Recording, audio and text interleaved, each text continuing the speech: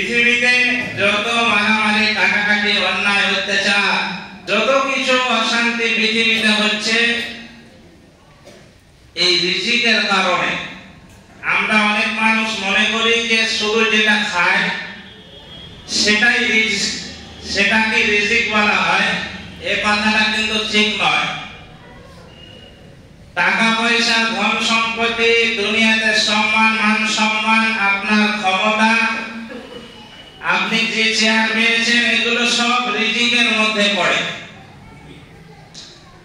এই রিজিক যদি দুনিয়াতে একবারে ফ্রি করে দেওয়া হতো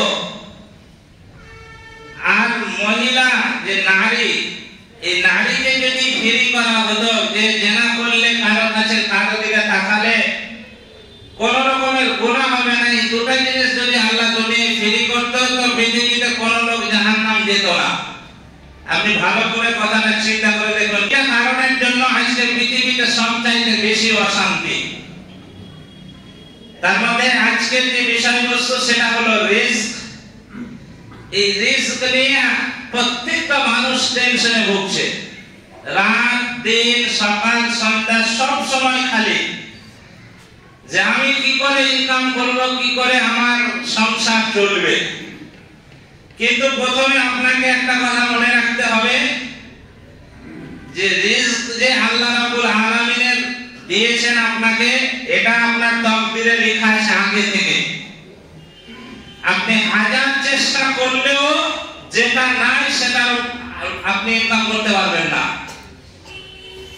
অনেক টক শোতে দেখা যায় নাস্তিকেরা বলে যে রিস্ক আল্লাহর তরফ থেকে আসবে কেন, যে যত মেহনত করবে তার তত ইনকাম হবে, সে বড় লোক হবে। এটা কথা সম্পূর্ণই ভুল। আপনাকে সাধারণ একটা যদি উদাহরণ দিয়ে আপনি বুঝতে পারবেন। আমাদের এলাকাতে টুকটুকি অনেক দেখছেন, টুকটুকি বালারা যেহেতু অনেক আছে তাই উদাহরণটা তাদের দিয়ে দিচ্ছি।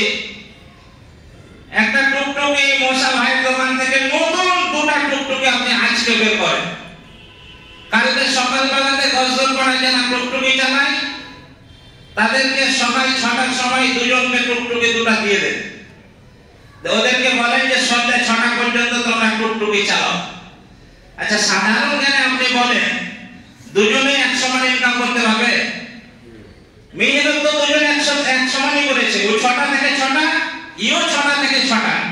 তাহলে দুজনেই তো মেহনত চালাচ্ছে। মৌলভী সাহেবকে যে সমাজে দেখাতে হবে যে আমার ইনকাম কত, দুজনেই আপ্রাণ চেষ্টা করছে, কোনো জায়গায় দাঁড়াচ্ছে না। বহরমপুর বলেন, লালবাগ বলেন, হাটগাছা বলেন, আর এই কাটাবাগান বলেন, যেখানে নিয়ে প্যাসেঞ্জার বলছে ছুটছে খালি দুজনেই। আচ্ছা বলুন, দুজনেই এত পরিশ্রম করার পরে সন্ধ্যা 6টায় যদি মসজিদে এসে হিসাব নেওয়া হয় দুজনের সমান ইনকাম হবে? কোনদিনই হবে? হবে? কোনদিন হবে? তাহলে চেষ্টা করলেই যে আপনি ইনকাম করতে পারবেন এটা কিন্তু কথা ঠিক নয়। তাকদীরে আল্লাহ লিখে দিয়েছেন আগে যে আপনি কতটা পৃথিবীতে খাবার খাবেন, কতটা আপনি ইনকাম করবেন, এটা লিখে পাঠিয়েছে। কেউ যদি ধৈর্য ধারণ করে আল্লাহর পথে ইনকাম করার চেষ্টা করে সে যতটা লিখে রেখেছে আল্লাহ ততটা পাবে।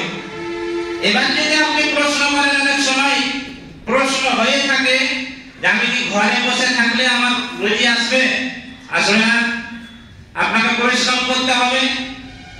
তার কথা আল্লাহ রাব্বুল আলামিন সূরা জুমার মধ্যে 9 নম্বর আয়াতে বলেছেন, ফাইদা কুদিয়াতিস সালাতি ফান্তাশিরু ফিল আরদ, তোমরা জিকির আজকার করে নাও, নামাজ পড়ে নাও, তারপরে দুনিয়ায় ছড়িয়ে পড়ো। তোমাদের জন্য দুনিয়াতে আমি রিজিক রেখেছি, রিজিক অনুসন্ধান করো। বসে থাকলে আপনি রিজিক পাবেন না। তাহলে রিজিক আল্লাহর তরফ থেকে নির্ধারিত একটা জিনিস, এটা নিয়ে আপনি কেন টেনশন করবেন? কেন আপনার রাত দিন ঘুম নেই? কেন এত মারামারি? কেন এত অন্যায়? লোকের জমি মেরে খেতে হবে কেন এই টেন্ডেন্সি আপনার মাথায়? আল্লাহ তো আপনার লিখে রেখেছে আপনার তকদিরে আপনি কতটা মাল পাবেন দুনিয়াতে। আপনি খালি হালাল পথের চেষ্টা করুন। আমরা এখানেই দুর্বল আমাদের ঈমান, যে আমরা কিছু বিপদে পড়লে সঙ্গে সঙ্গে হারাম পথ বেছে নিই, সঙ্গে সঙ্গে বেছে নিই, একবারও চিন্তা করি না।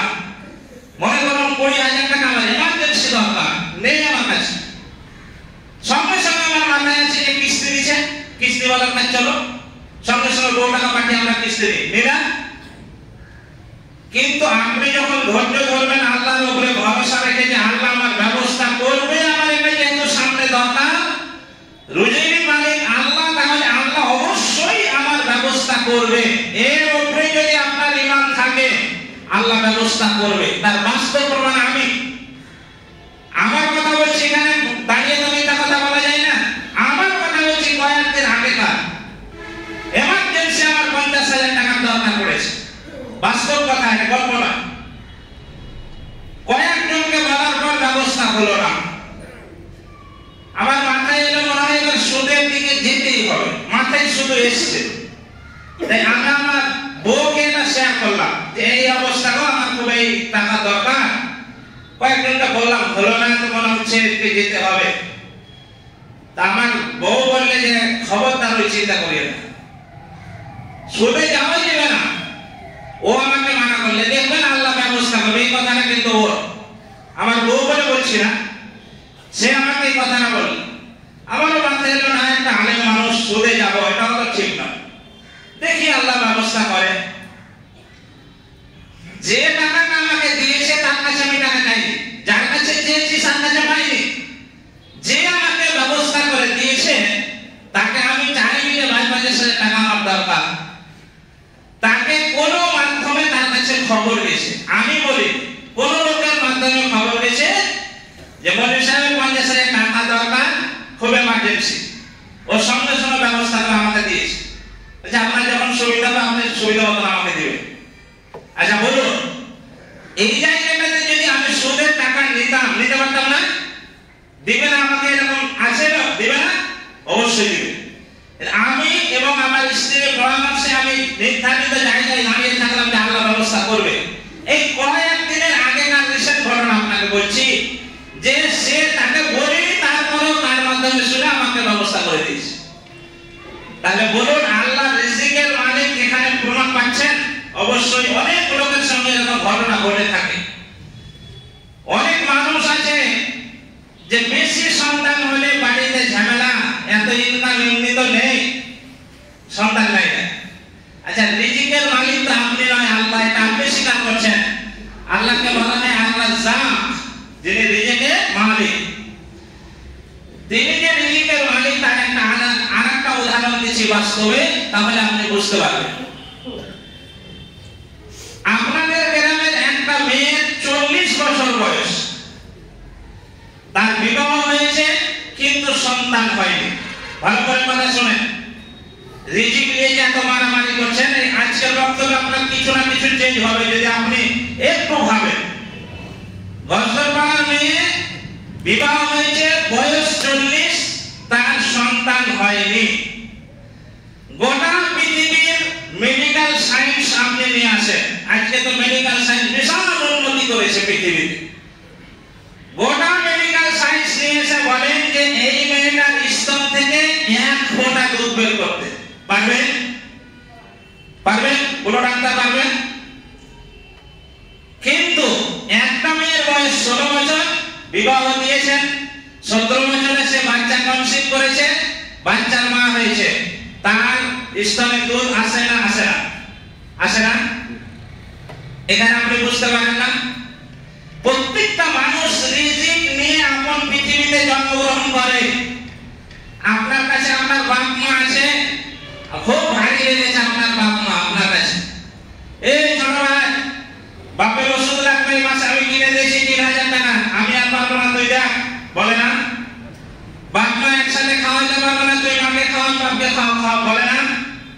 এর পাগল। রিজিক তো আপন পৃথিবীতে মানুষ নিজের রুজি নিজেই নিয়ে আসে।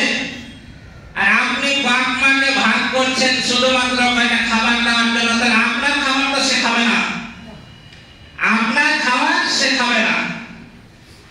নিজের রিজিক নিজে নিয়ে আসে। তার আরেকটা বাস্তব প্রমাণ, যে যখন সন্তান কনসিভ করে মায়েদের পেটে, তখন দেখবেন তাদের মাসিক অসুখটা আল্লাহ বন্ধ করে দেয়। বন্ধ করে দেয় কেন? যে সন্তানের নাভির নাড়ি এবং মায়ের মাসিকের যে নাড়ি, তাকে একসঙ্গে করে দিয়ে যে নাপাক রক্তটা, যার পৃথিবীতে 4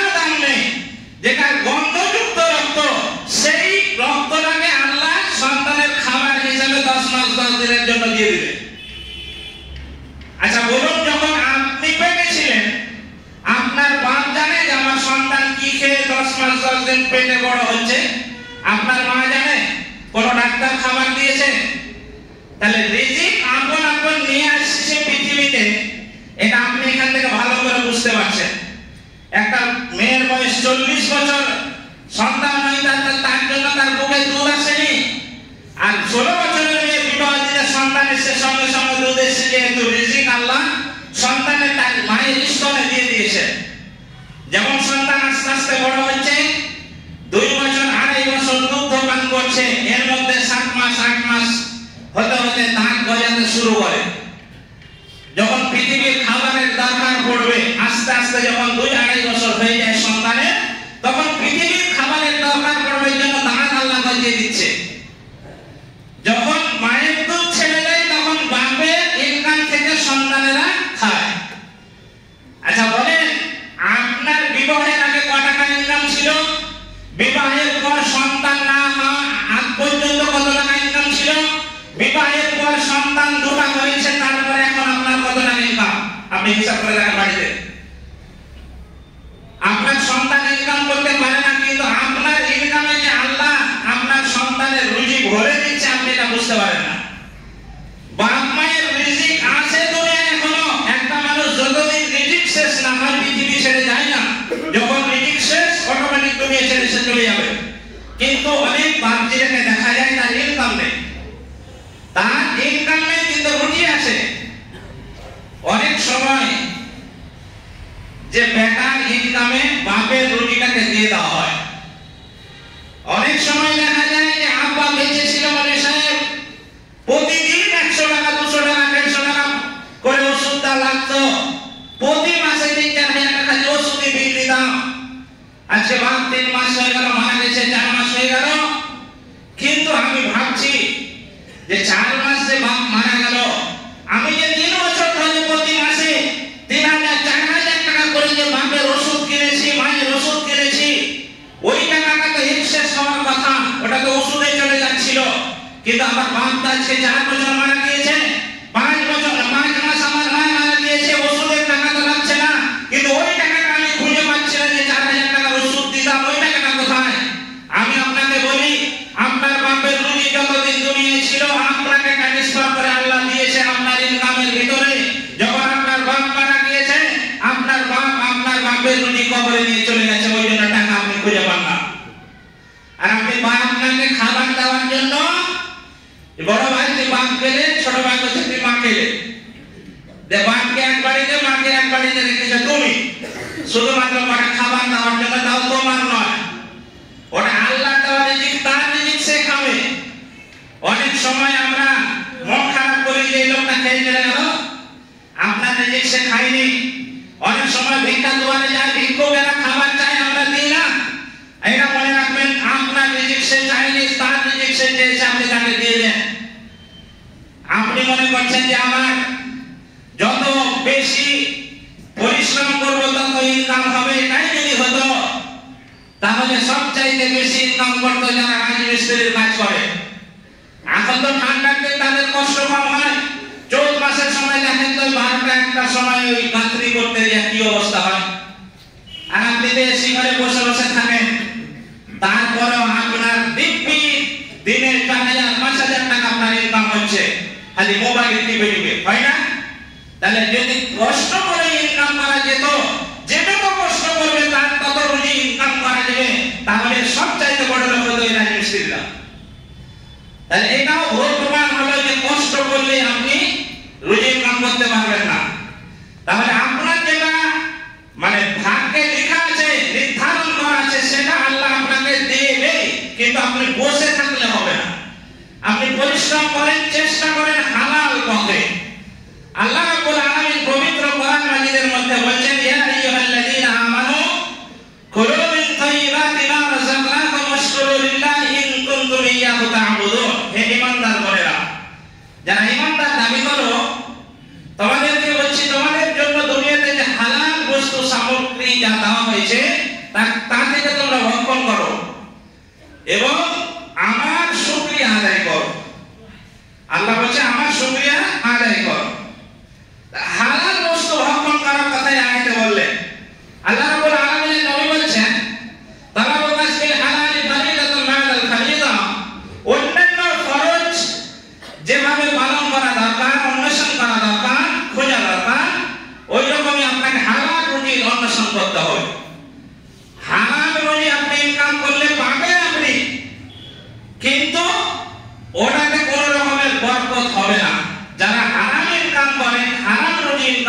তাদেরকে একটা হাদিস বলি, মিশকাত শরীফের হাদিস, যে হালাল পথে ইনকাম করে কোন মানুষ যদি দুনিয়াতে ভালো কাজ করতে চায় ওটা আল্লাহ গ্রহণ করে না। আপনি হারাম ইনকাম করছেন, হারাম ইনকাম করে আপনি মসজিদ তৈরি করে দিচ্ছেন, হারাম ইনকাম করে গরিব মানুষকে খাওয়াচ্ছেন, হারাম ইনকাম করে মানুষের বিবাহ দিতে পারছেন, আপনি বিবাহটা দিয়ে দিচ্ছেন, এটা আল্লাহ গ্রহণ করবে না। তাহলে হালাল ইনকাম করে বড় লোক হওয়া ভালো না হালাল ইনকাম করে গরিব হওয়া ভালো? আপনি এবার মাথায় চিন্তা করেন, গরিব মানুষ যারা তাদেরকে চিন্তা করতে বলছি। কয়টা গরিব মানুষ আজকে দেখেন ব্যাঙ্গালোর যায় ডাক্তার দেখাতে, বলেন একই ওষুধ আল্লাহ দেন, এরকম অনেক প্রমাণ আছে যে একটা গ্যাসের ওষুধ খেলে ওষুধটা ভালো হয়ে যাওয়ার কথা, 5 টাকার একটা গ্যাসের ওষুধ খেলে ভালো হয়ে যাওয়ার কথা, কিন্তু তার যে হারাম ইনকাম আছে হবে না। বহরমপুর যাও, বহরমপুর যেখানে আমরা কলকাতা যাও, কলকাতা যে বিশাল জটিল ওষুধ, ওই ওষুধটা একটা গরিব মানুষের এসে ও হারাম পথে ইনকাম করে না। আল্লাহ বলছে তুই যা গরিব ডাক্তারের কাছে একটা 5 টাকার একটা ট্যাবলেট খেলে তো ভালো হয়ে যাবে, ও ভালো হয়ে গেছে। একই ওষুধ, ওই ওষুধের কারণে সে ব্যাঙ্গালোর গিয়ে 1,60,000 টাকা বিল। বুঝতে পারেন না হারাম টাকা কোন দিকে চলে যায়, বরকত নেই। আপনি যে দিন রাত যে হারাম টাকা পিছনে ছুটছেন, হারাম ইনকাম করার জন্য ছুটছেন, এটা আপনি বন্ধ করেন। যারা ব্যবসায়িক তাদেরকে আমি 3টা কথা হাদিস থেকে বলছি। 3টা কারণে রুজিতে বরকত উঠিয়ে দেয় আল্লাহ, ভালো করে শুনেন। 3টা কারণে আল্লাহ রাব্বুল আলামিন ব্যবসা থেকে, আপনার রুজি থেকে বরকত উঠিয়ে নেয়। নাম্বার 1, যখন আপনি ব্যবসা করবেন মিথ্যা কথা ব্যবহার করবেন না। এটা হয়ে থাকে। আলু কিনতে গেছি, কটা কেজি আলু, আপনি বলেছেন মানুষ, বাস্তব কথা বলছে, আপনি হাসছেন না, আমার সাথে হয়েছে। আমাকে যদি এরকম বাটপারি করে তাহলে এটা সাধারণ লোক। কটা কেজি আলু, আল্লাহর কসম 32 টাকা কেজি চলছে, 1 টাকা খরচ হয়েছে বস্তাতে, 33 টাকাই ধরবো, অন্য জায়গায় 35 টাকা বেশি অন্য জায়গার কাছে। দেখা যাচ্ছে ও আলু কিনেছে 30 টাকা, যে আল্লাহর কসম রাখলেন আপনি 32 টাকা কিনেছেন। এই মিথ্যা কথা বলার কারণে দেখা যাবে যে ও ব্যবসা করছে, অনেক বেচা কিনাও হচ্ছে, কাস্টমার হয়েছে, কিন্তু তার দিনের শেষে দেখা যাচ্ছে যে ওর আয় ইনকাম নেই। আল্লাহ বরকত উঠিয়ে নিয়েছে। কোন ব্যবসাতে আপনি মিথ্যা কথা বলবেন না, আপনার ব্যবসা দেখবেন এমনি চলবে, আল্লাহর উপরে ভরসা রাখবে, এমনি চলবে দেখবেন। নাম্বার 2, প্রতারণা করবেন না, কোন কাস্টমারের সাথে প্রতারণা করবেন না। সামনে ভালো আঙ্গুর রেখেছে, আর সাইডে রেখেছে 5 আঙ্গুর, দেখবেন 5 আঙ্গুর ভরে দেন, ফলওয়ালা রাগ করে না।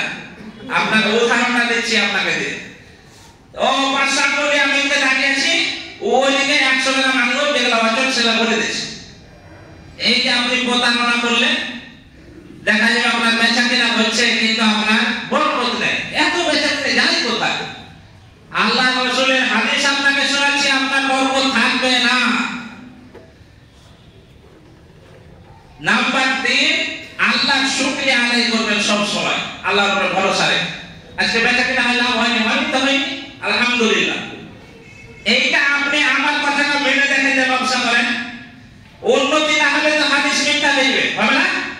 উন্নতি হবে, কিন্তু দেখা যায় হারাম কাজ একজনে ছেড়েছে, দোকানে হারাম ব্যবসা করা হবে, বিড়ি সিগারেট খায়, বেচেন, কয়েকদিন বেচেনি তো তার কাস্টমার আসে না, দেওয়ার লোকের নাম করে ছেড়ে দিয়েছে, কাস্টমারই তো আসে না, বিড়ি সিগারেট লেগে আসছে, আবারও বিড়ি সিগারেট বেচা চালু করতেছে।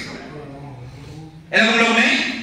আমার চালু করতেছে, আমার যদি বন্ধ করেছে দেখবেন এখন ওই লোকটা আবার ভালো আছে, আল্লাহর উপর আপনার তাওয়াক্কুল চলে এসেছে, আপনি ভালো থাকবেন, আপনার রুজিতে বরকত আল্লাহ দিবে।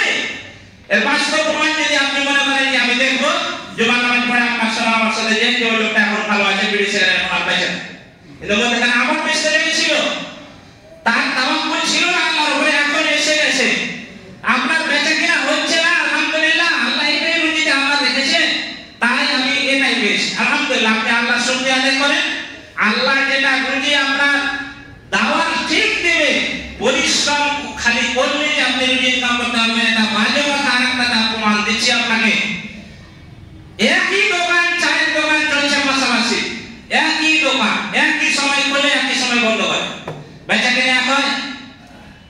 এমবিবিএস ডাক্তার দুটো একবারে ফার্স্ট ক্লাস নাম্বার নিয়ে, দুজনেই সমান নাম্বার নিয়ে ডাক্তারি পাস করে এসেছে। দেখা যাচ্ছে দুজন চেম্বার করেছে, একজনের চেম্বারে লোক লাইন দিয়ে পাওয়া যায় না, একজনের দোকানে লোকই পায়, হয় না এরকম? এমবিবিএস পাস করে আসার পরেও, এত টাকা খরচ করে, এত পরিশ্রম, এত লেখাপড়া করার পরেও কত ডাক্তার গরম করে আছে যে সে রোগী পায় না। হাতুড়ে ডাক্তারও টাইম দিতে পারে না রোগীকে, নেই এরকম পৃথিবীতে, নেই? তাহলে আপনি বলছেন যে পরিশ্রম করলেই রিজিক পাবো, দৌড়ান ঝাঁপড়া করলেই রিজিক পাবো, এটা বাজে কথা। যেটা নির্ধারণ করা আছে আপনি সেটা পাবেন। আপনাকে আরো উদাহরণ দিচ্ছি, কত বিরিয়ানির দোকান গো, গজদলপাড়া থেকে, ভাঙড়ি থেকে, বহরমপুর থেকে, ভাঙড়ি ভাবতা থেকে কত বিরিয়ানি দোকান বলে, 20-30টা যুবক এরকম আছে গজদলপাড়া থেকে লালবাগ যায় রয়্যাল বিরিয়ানি খেতে, তার মধ্যে একটা আমি। আপনি বলবেন যে মন্ত্রী সাহেবের কথাটা বাজে, তাই জন্য বলে দিলাম, আমার দোষটা আগে দিই। কেন বলেন তো? তার বিরিয়ানিটা খুব সুস্বাদু, ভালো। হাজারো বিরিয়ানি দোকান আছে, এদেরও বিরিয়ানি আরো সেভাবেই করছে, কিন্তু তার সেখানে রুজি আছে। আল্লাহ তাকে রুজি আমাকে যে দিবে তাকে টেনে নিয়ে যাওয়া হচ্ছে সেখানে। তাহলে আপনি চেষ্টা এখানে করছেন, ও ওখানে চেষ্টা করে বসে আছে। তাহলে বলেন, চেষ্টা করলেই যদি পাওয়া যেত তো সবাই এখানে যেতে পারে। লালবাগ বলে চেষ্টা করলেই আপনার রুজি বরকত হবে, বাড়বে, সেটা কথা না। আপনাকে হালাল পথে চেষ্টা করতে হবে, আল্লাহ যেটা দেওয়ার অবশ্যই আপনাকে দেবে। হারাম পথে ইনকাম করে সব দিকে লস আপনার। হারাম পথে ইনকাম আপনার টিকবে না, টিকবে না। আপনার থাকতে থাকতে হয়তো শেষ হয়ে যাবে, না হলে অনেক পৃথিবীতে সন্তান এরকম দেখা যায়, বাপ আছে খুব ভিআইপি ভাবে বুলেট বুলেট দিয়ে চলাফেরা করে, বাপ মরে গেছে উপকৃত হয়ে গেছে, তাই এরকম? ওর বাপের রুজি ছিল ওটা, ওর বাপ কবরে নিয়ে চলে গেছে। অনেক মানুষ আছে দুনিয়াতে, ওর বাপের কিছুই নেই, সে এখন ভালো বড় লোক হয়ে গেছে, আল্লাহ তাকে রুজি সেভাবে দিয়েছে। হারাম পথে আপনি ইনকাম করতে যান না। রুজি আল্লাহর মালিক, আর রুজির মালিক হলো আল্লাহ, নির্ধারণ করা আছে আপনি কতটা পাবেন। আপনি বেশি তো চিন্তিত হয়েন না রুজি নিয়ে। আপনি সামান্য 3 ইঞ্চি পেট নিয়ে এত বড় চিন্তা ভাবনা, এক একটা সাগরের 3 মাছ 2-4 মণ 20 মণ 25 মণ করে খাবার লাগে 3 মাছদেরকে, কে জোগায়? আপনার দাদু দিয়ে আসে? এই একটা 3 মাছ আছে পৃথিবীতে, হাজার হাজার 3 মাছ তাদেরকে খাবার কে জোগাচ্ছে বলেন? আপনার 3 ইঞ্চি বাকি এত মারামারি করতে হবে? সামান্য 30-40-50 বছর বাঁচবেন আপনি। আল্লাহ রাসূল সাল্লাল্লাহু আলাইহি সাল্লাম হাদিসের মধ্যে বলেছেন, পৃথিবীটা একবারে কোনো মূল্য নেই, মূল্যহীন পৃথিবী। আল্লাহ রাসূল বলছেন যে একটা মানুষ যদি সমুদ্রের এরকম একটা আঙুল ডোবায়, আঙুল ডুবিয়ে এরকম আঙুলটা তুললে আঙুলের যেটুকু পানি লেগে থাকবে, এর চাই এটার যা দাম আছে পৃথিবীর দাম আল্লাহর কাছে সেটাও না। সাগরটা হচ্ছে আখিরাত, আর যেটা পানি উঠলো এটা হলো পৃথিবী। সামান্য পানি নিয়ে আমরা ছোটাছুটি করছি, আর ওইদিকে যে সাগর পড়ে আছে মরার পরে যে আখিরাত, যার কোনো কুল কিনারা নাই, যার কোনো শেষ নাই, সেটা নিয়ে আমরা চিন্তা ভাবনাই করি না। রুজি নিয়ে যখন আপনার আল্লাহর উপরে তাওয়াক্কুল থাকবে যে আমার নসিবে যেটা আছে আমি পাবো, হালাল পথে আমি চলবো, আল্লাহ আমাকে দেবে, যে কোনো পন্থায় দেবে, অবশ্যই দেবে। এটা প্রত্যেকের জীবনে হয়ে থাকে। যেটা ইনকাম করার কথাই নাই, ইনকাম হয়ে গেছে, হয় নাকি? গতকালকে একটা লোককে আমি দোয়া করে পাঠানো, আমার দোয়াতে হয়েছে, এটা কথা আমি বলছি না। আমি পাঠানো ওর মোটরসাইকেল চেপে, আল্লাহ 2000 টাকা ইনকাম তুমি করে, আমি জানি যে ও ইনকাম করতে গেছে বরংপুর। ও জোহরের আগে এসে হাসতে হাসতে আমার সঙ্গে কথা বলেছে, বলেছে চলেন বিরিয়ানি খেতে। কেন? আশা করি আপনার ইনকাম হয়ে গেছে, যেটা বলেছে হ্যাঁ হয়ে গেছে। এই যে ওর ইনকাম, মানে ওই টেন্ডেন্সিতে ছিল না, ওর চিন্তাই ছিল না যে আমার এতটা ইনকাম হতে পারে। এটা প্রত্যেকের জীবনে হয়ে থাকে। মসজিদে বসে আছি, চিন্তাই না যে আমার 200 টাকা ইনকাম হওয়ার কথা। কে এসে বলে মুনি সাহেব 200 টাকা বলে না? আপনি বলেন, আপনার চাচা বলেন, আর কেউ বলেন, প্রত্যেকের জীবনে এটা হয়ে থাকে। তো রুজি যেটা আছে ওটা কমলে যে আসবে আপনার চিন্তার বাইরে সেটা। রুজি নিয়ে এত মারামারি করিয়েন না, এত টেনশনে থাকিয়েন না, ডিপ্রেশনে আপনি থাকেন না। রুজি নিয়ে আল্লাহ আপনাকে দেবে। দেখবেন আপনি তো ইনকাম করছেন জি 200 500 600 700 যেই হোক ইনকাম করেন না, আপনি দেখবেন যে মানুষগুলো ইনকামই করে নেই, গ্রামে গ্রামে নেই, ও 10 টাকা ইনকাম নেই, তার কিভাবে চলছে বলেন? আপনি তার চাইতে ভালো নেই? তাই ওই দিক দিয়ে দেখবেন আপনি নিচের দিক যখন তাকাবেন আপনি ভালো থাকতে পারবেন। আর দেখছেন আপনি ওপর দিকে, আপনার নিচের দিকে তাকান, আপনি ভালো থাকতে পারবেন। রুজি আল্লাহ দেন, এটা বাস্তব আমরা দেখলাম যে রুজির মালিক আল্লাহ। আমি হালাল পথে চললে রুজি আল্লাহ সেটা আমাকে দেবেই, যে কোনো পন্থায় আমি আসবই। যতটুকু খাবার এটা আল্লাহ লিখে দিয়েছেন, কোথায় আমি খাবো, কিভাবে খাবো, না হলে গোয়ার উপর থেকে এসে কয়েকজন বাড়ি 2 বছর ধরে খেতে পাইনি। আপনি একবার ভাবেন তো, আমার কথাই ভাবেন, 5 বছর বেগুন বাড়িতে খেয়ে এলাম, কেউ ভাবেনি যে বেগুন বাড়ি ছেড়ে মনের সামনে যাবে, কেউ ভাবে। আল্লাহ বলছে যে তোর রুজি বেগুন বাড়িটা নেই, গলগল পাড়া চোয়া, ওখানে কতদিন আছে এখন তো কেউ আমি জানি না, আমিও জানি না, আপনিও জানেন না, 2 বছর চলছে। বাড়ি কোথায়? ফারাক্কা এলাকায়। মৌলবি নাই? কত মৌলবি আছে, রুজি আমার এখানে লেখা আছে। তো রুজির মালিক আল্লাহ, এটা আপনি বিশ্বাস করে যদি যখন স্টিল দাঁড়িয়ে থাকবেন যে না সত্যিকারে রুজি নিয়ে এত কেন মারামারি, এত মানে চিন্তা ভাবনা আমার, আল্লাহ যেটা দেওয়ার অবশ্যই দেবে, কিন্তু হালাল কথা আমি থাকবো, চেষ্টা চালিয়ে যাবো যতদূর হয়। যদি না হয় আলহামদুলিল্লাহ, আজকে ইনকাম হয় আলহামদুলিল্লাহ, আল্লাহ শুকরিয়া আদায় করবেন, আল্লাহ অবশ্যই আপনাকে রুজি দিয়ে পাঠাবে। যাই হোক, প্রত্যেকটা জুমায় 2-5 মিনিট পেয়েছে, আজকে 35 বাচ্চা নাকি? হ্যাঁ, এখান থেকে খুতবা শেষ। আল্লাহ যেন আমাদেরকে যে আলোচনা করলাম এবং আমরা শুনলাম, এই আলোচনা আমরা যেন আমাদের বাস্তব জীবনে মেনে চলতে পারি, আল্লাহ তুমি তার তৌফিক দান করেন। সকলে বলুন আল্লাহুম্মা আমিন।